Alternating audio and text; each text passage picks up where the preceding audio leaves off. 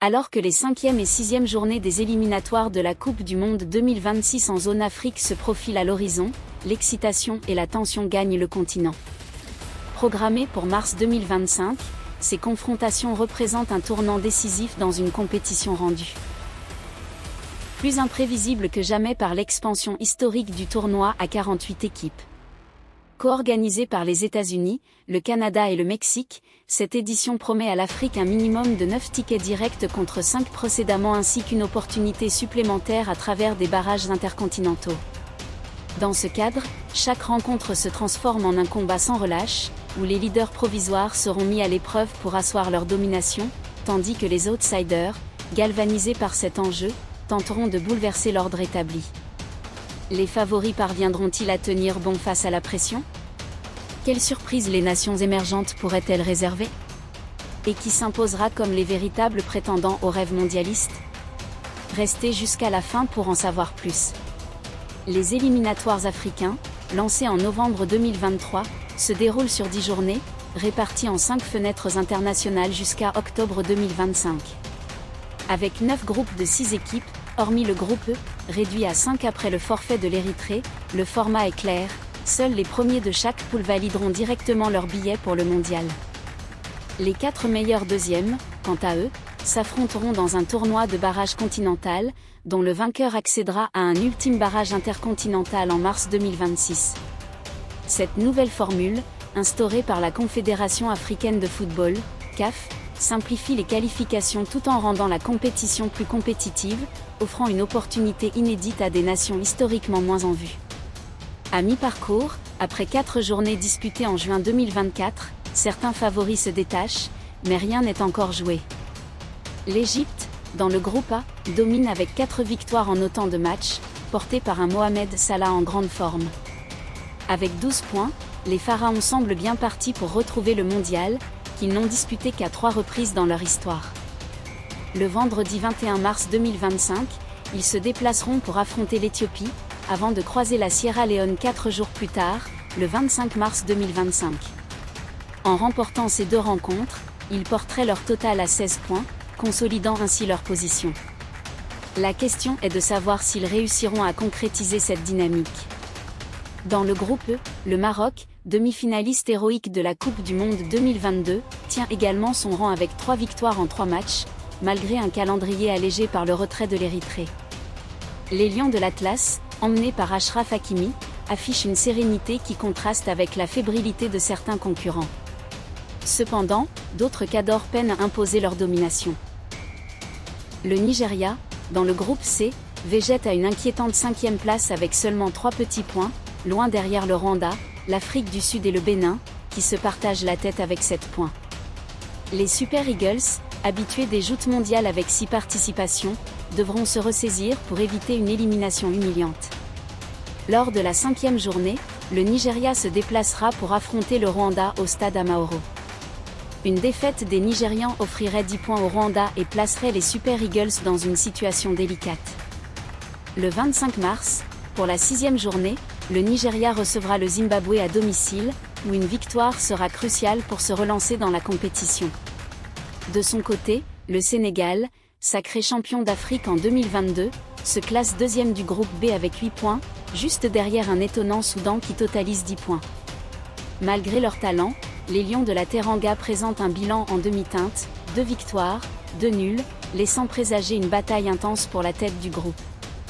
Le choc de la 5e journée entre le Sénégal et le Soudan, prévu le 22 mars 2025, s'annonce impitoyable, car il pourrait bien désigner le nouveau leader. En effet, le Soudan accueillera le Sénégal au stade Martyr de Benina à 19 h dans un match qui s'annonce crucial pour les 2 équipes. Par ailleurs, le Sénégal recevra le Togo au stade Maître Abdoulaye Wade le 25 mars 2025, lors de la 6e journée. À l'issue de ces 2 rencontres, le Sénégal réussira-t-il à s'emparer de la première place du groupe B? Ces 5e et 6e journées, qui se déroulent pendant la trêve internationale de mars 2025, seront cruciales. Les leaders actuels, tels que l'Égypte, le Maroc ou encore la Côte d'Ivoire, 10 points dans le groupe F, devront confirmer leur domination face à des adversaires déterminés à les faire chuter.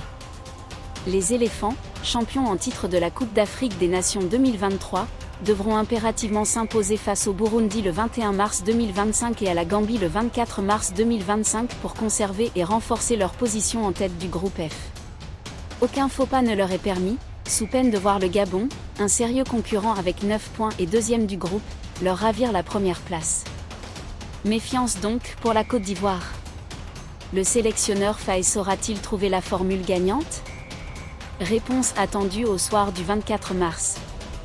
Dans le groupe H, la Tunisie, qui totalise 10 points et est talonnée par la Namibie avec 8 points, devra disputer des matchs décisifs pour conforter sa position de leader. En effet, le 19 mars 2025, les Aigles de Carthage affronteront le Libéria lors de la 5e journée.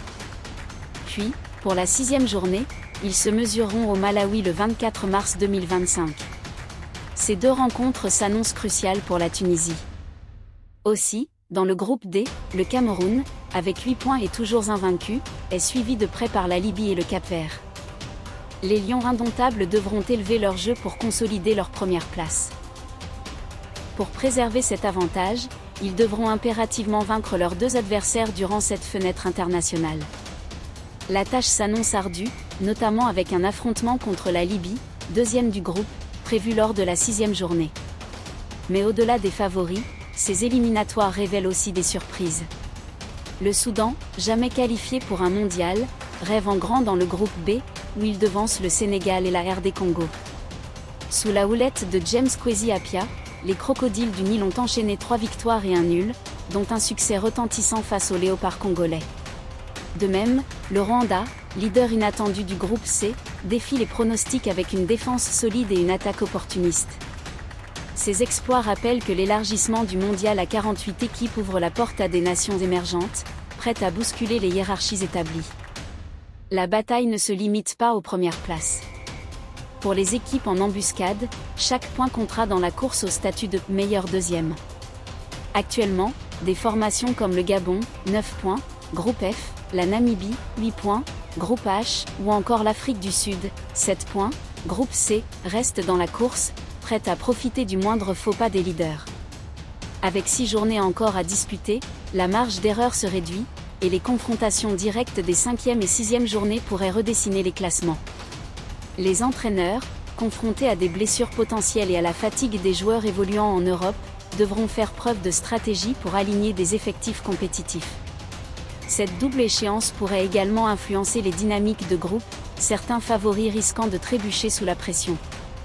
Les entraîneurs, confrontés à des blessures potentielles et à la fatigue des joueurs évoluant en Europe, devront faire preuve de stratégie pour aligner des effectifs compétitifs.